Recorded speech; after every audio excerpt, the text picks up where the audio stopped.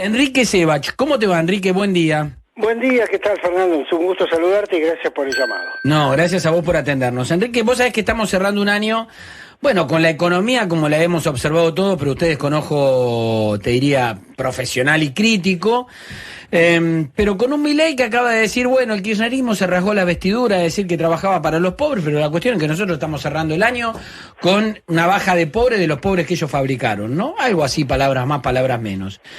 A ver, en números parece relativamente cierto, lo que no sé si se ve claramente en la sociedad. Supongo que se verá en aquellos que efectivamente estaban bajo la línea de pobreza y ahora saltaron. Pero ¿está terminando mejor la economía? Bueno, a ver, vamos por partes. Desde el punto de vista del tema de la pobreza, es decir, Argentina tenía una pobreza estructural que fue creciendo a lo largo de estas décadas, o sea, la década del 70 era 5%, y estuvo creciendo hasta al 25, que era lo, entre comillas lo voy a decir, lo habitual de los últimos años, y subió a más del 30 y pico, sí. La estructural. Sobre eso tenés la pobreza que se deriva del salto de la tasa de inflación. Acordate que la inflación es un impuesto que se le cobra básicamente a los sectores que no pueden ahorrar en dólares o que no pueden eludir el impuesto inflacionario, y esos generalmente los pobres obviamente son los que más sufren esta situación, sobre todo con la inflación de alimentos, de bebidas, en el caso de los jubilados de medicamentos, etcétera. Como la tasa de inflación bajó sustancialmente este año, después de haber subido, es cierto, claramente cuando baja la tasa de inflación, ese pedacito o ese pedazo de pobres derivados del impuesto inflacionario mejoró, por supuesto, porque tiene que pagar menos ese impuesto. Pero por supuesto la pobreza estructural sigue siendo alta y muy alta en la Argentina, y esa necesita años de crecimiento económico y de cambios muy fuertes en la educación, en la capacitación, en la forma de inserción laboral de mucha gente que ha estado fuera del mercado de trabajo por años, en la informalidad. Es decir, la contracara de esa baja de la pobreza fue que ha crecido o ha aumentado el desempleo del sector formal de la economía, o sea, del mejor sector de la economía. O sea que, en términos de pobreza, de ingreso, etcétera, tenés estas señales que son buenas en el sentido que bajó la inflación, malas en el sentido que falta mucho para poder decir estamos en un sendero como corresponde. Respecto de la economía en general, bueno, siempre hay que tener en cuenta, en economía siempre tenemos que tener en cuenta las condiciones iniciales. Un gobierno no viene de cero, sino que hereda lo que le dejó lo anterior, y la verdad que las condiciones iniciales que recibió el gobierno de Milei fueron desastrosas, no tengo para qué repasarlas, no las conocemos. Respecto a esas condiciones iniciales, la economía está por supuesto mejor, la tasa, digamos, se ha frenado la tendencia a la hiperinflación que veníamos llevando y tenemos una tasa de inflación baja. Todavía estamos muy lejos de la tasa de inflación normal, pero más baja. La economía tuvo su piso en nivel de actividad abril-mayo y se está recuperando, muy heterogéneo, con muchas diferencias entre sectores, pero se está recuperando. El salario real, bueno, dejó de perder contra la inflación el formal, el informal se mide mal, entonces digamos que está un poquito mejor, el de los empleados públicos ha empeorado, o más o menos, porque obviamente hubo un ajuste, y los jubilados que tuvieron una fuerte caída, que venía de antes, por supuesto, como ahora se ajusta la jubilación con la inflación pasada, y la pasada fue más alta que la de ahora, empezaron a recuperar un poquito. Esa es más o menos la pintura del 2024. Es un resumen bárbaro. Enrique, vos sabés que hablaba con un colega tuyo que me decía lo siguiente, con el siguiente ejemplo, quiero saber si lo interpretás y coincidís. Me decía, el gobierno venía, o la economía, cuando este gobierno la agarró, venía a toda velocidad contra un paredón enorme, se la ponía, chocaba. Y todos estábamos esperando que logre frenar a tiempo. Lo que nos sorprendió es que no solo frenó a tiempo, sino que esquivó el paredón. Y que ahora, para el 2025, lo que estamos esperando es que lo pase el paredón. ¿Es más o menos así? Bueno, sí, digo, a mí no me gustan hacer proyecciones lineales, o sea, este sentido hacia dónde vamos, porque al contrario de que yo siempre usamos el mismo ejemplo, en la meteorología a las nubes no le importan lo que opinan los meteorólogos, digamos. Claro, sí. Va a estar igual, digamos, Sí. ¿no? En cambio, en economía, la economía es una interacción entre todos nosotros, entonces, cuando vos decís, bueno, vamos en camino a la pared, sabés que a veces no llegas a la pared, porque como es una interacción y todos sabemos que vamos a la pared, todos nos tiramos contra el freno, ¿no es cierto? Claro. Pero es cierto que la tendencia, si vos proyectabas la tendencia que tenía esta economía que dejó totalmente desordenada y desmadrada la política fiscal y monetaria del kirchnerismo en los últimos, más precisamente al final, es decir, todo el tiempo, pero al final se intensificó. Si vos no hacías lo que había que hacer, claramente chocabas contra la pared. Ahora yo creo que digamos, no quiero decir cualquiera, pero el gobierno que hubiera asumido en el 2020, en diciembre del 23, con ese diagnóstico, difícilmente hubiera seguido acelerando, hubiera sido suicida. No es la primera vez, pero hubiera sido suicida. Ahora, dicho esto, es cierto que se hizo un ajuste mucho más fiscal, mucho más fuerte del que se esperaba, se ajustaron precios relativos, todavía falta, pero se ajustaron precios muy fuertes y no hubo una reacción, digamos, de protesta o no sé cómo llamarlo, de social sobre eso, y que se logró manejar mejor el tema de los planes asistenciales, eliminando intermediarios y eliminando focos de corrupción en todo el sector público. O sea, esa tarea ha sido fuerte y efectivamente, para seguir con esa metáfora de un colega, el paredón se eludió claramente. Claro. Ahora, Enrique, buen día, Fer Carbonell le habla. Buen día, ¿me podés tutear porque si no me salen arrugas? Bueno, dale. ¿Vos sabés que te la robo esa? Porque yo que soy tuteador, me molesta cuando tuteo y después no me tutean, ¿viste? Entonces... Bueno, vos también me podés tutear. Sí, claro. Yo además vi que estabas pidiendo que cortaran cabezas y yo tengo miedo. No me tengas miedo, soy un amor. Escúchame, lo escuché a Milei decir que se venía la segunda etapa de la motosierra y que iba a ser más profunda. Uh-huh. ¿Qué pensás vos que podemos esperar de esta segunda etapa?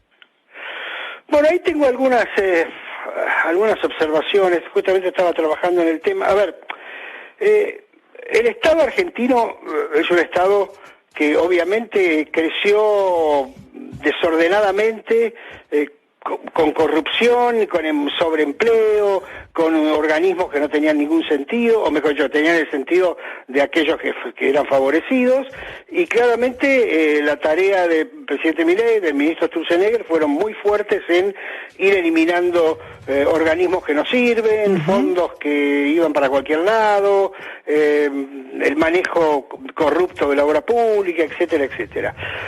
Y eso se hizo fuerte. Creo que todavía hay margen, pero me parece que no hay tanto margen como el gobierno supone o en todo caso planea.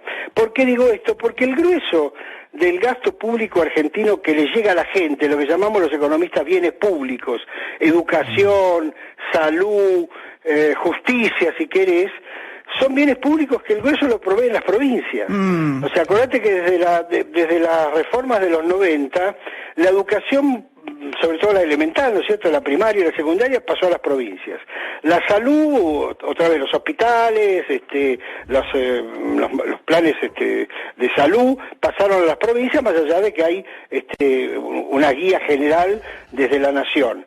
La justicia, nosotros estamos muy metidos en el tema de la justicia federal, la corrupción de Comodoro Pi, la corte, pero la justicia de todos los días, el tipo que tiene que ejecutar una hipoteca o conseguir que cobrar una indemnización, lo que fuere, esa justicia la proveen las provincias. Entonces, ahí hay un déficit fenomenal porque, salvo excepciones, hay algunas provincias muy ordenaditas, muchas provincias están ofreciendo un pésimo servicio de bienes públicos. O sea, la calidad de los bienes públicos, que basta con recorrer, digamos, gran parte de las provincias argentinas, la ruta, la infraestructura, es decir, todo está destrozado.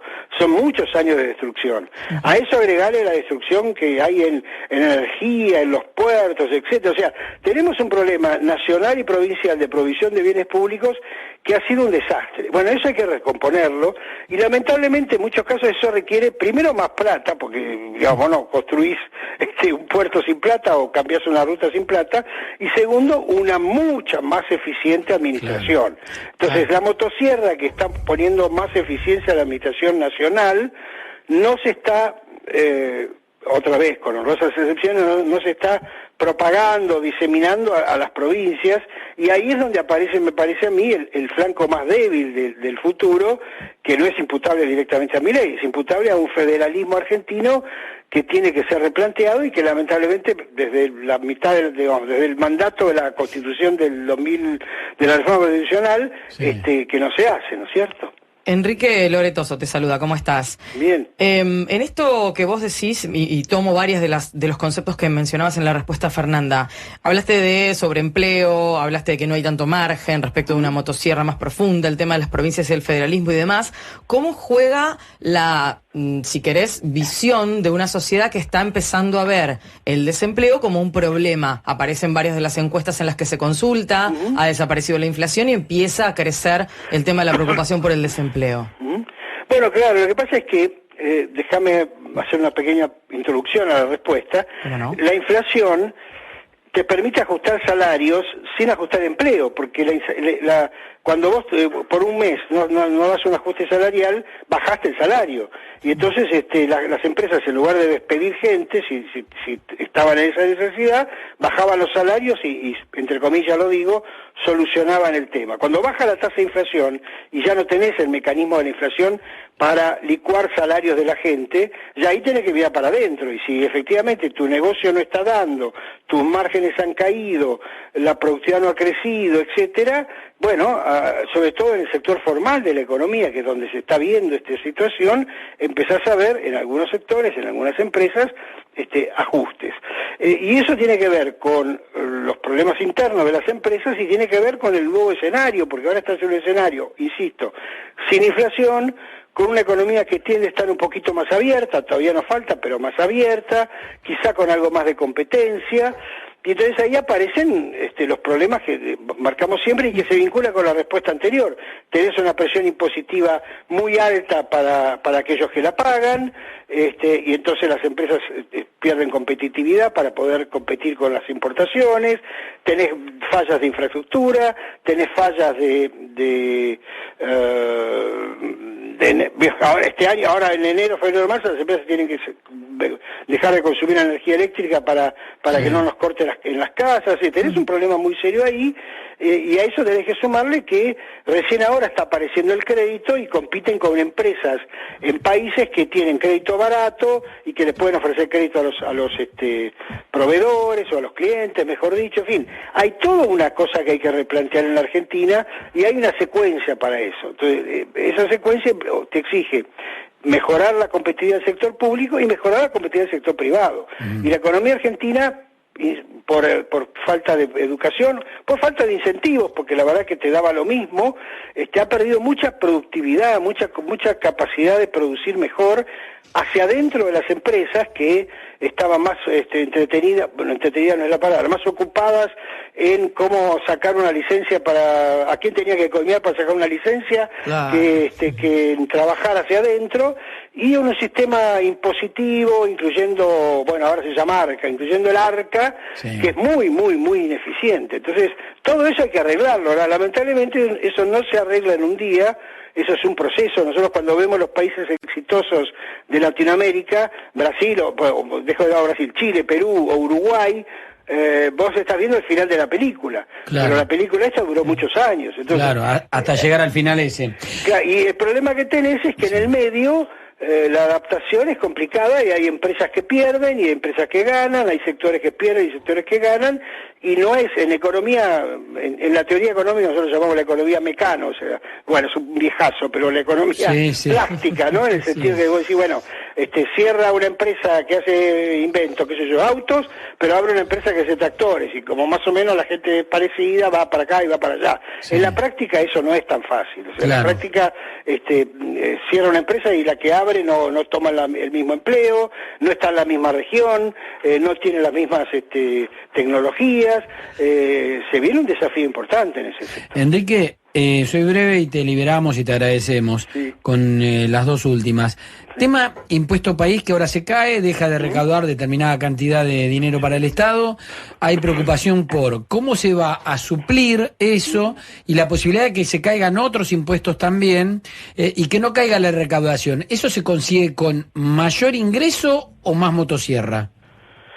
Bueno, en realidad en el corto plazo se consigue con mayor ingreso, y eso es, como la economía va a crecer el año que viene, podemos discutir si 4, 5, 6, los impuestos que se vinculan al crecimiento, el IVA, por ejemplo, o débitos y créditos, o sea, cuando tenés más actividad, recaudás más IVA, cuando tenés más actividad, recaudás más débitos y créditos, cuando tenés más actividad, recaudás más retenciones a la exportación, etcétera, se supone que van a compensar la caída del impuesto país, ¿no es cierto? Y por otro lado, bueno, algo de gasto vas a tener que bajar para poder bajar impuestos, pero eso otra vez es un proceso, ¿no es cierto? El Fondo Monetario Internacional, si llegamos a un acuerdo con el fondo, ¿se puede levantar el cepo? ¿Y el cepo es una bisagra entre el despegue o no despegue de la economía? Mira, yo creo que, a ver, o sea, el cepo hoy es pocas cosas, digamos, ¿no? Porque en todo este periodo se ha ido levantando restricciones, sobre todo a las importaciones. Bueno, los particulares no tenemos cepo. Vos podés ir al mercado del dólar MEP o al dólar CCL y comprar los dólares que quieras con los pesos que tengas, digamos. Inclusive girarlos al exterior si tenés una cuenta propia en el exterior. El cepo fundamentalmente hoy es la remisión de utilidades de las empresas que no pudieron remitir utilidades desde el año 2019 más o menos, y algunos otros pagos y restricciones cruzadas que hay que son muy técnicas para entrar en detalles. Yo creo que hoy eso no está siendo un impedimento para nada, digamos, está siendo un impedimento por supuesto para las empresas que quieren girar dividendos. Entonces no creo que ese sea un tema más allá de... ¿Vos crees que no es una traba para la llegada de grandes inversiones, por ejemplo? Y las grandes inversiones no tienen cepo porque el RIGI las libera de girar utilidades, y además si alguien se va a guiar, porque hoy levantaron el cepo, hace una inversión a 5 años y va a girar una utilidad dentro de 5 años, él se va a guiar por lo de hoy en la Argentina, la verdad que es un poco ingenuo, porque a lo mejor dentro de 4 años te pasa lo mismo que pasó en el 2019, tenés que volver a poner el cepo y claro. no lo tengas. Sí, es verdad.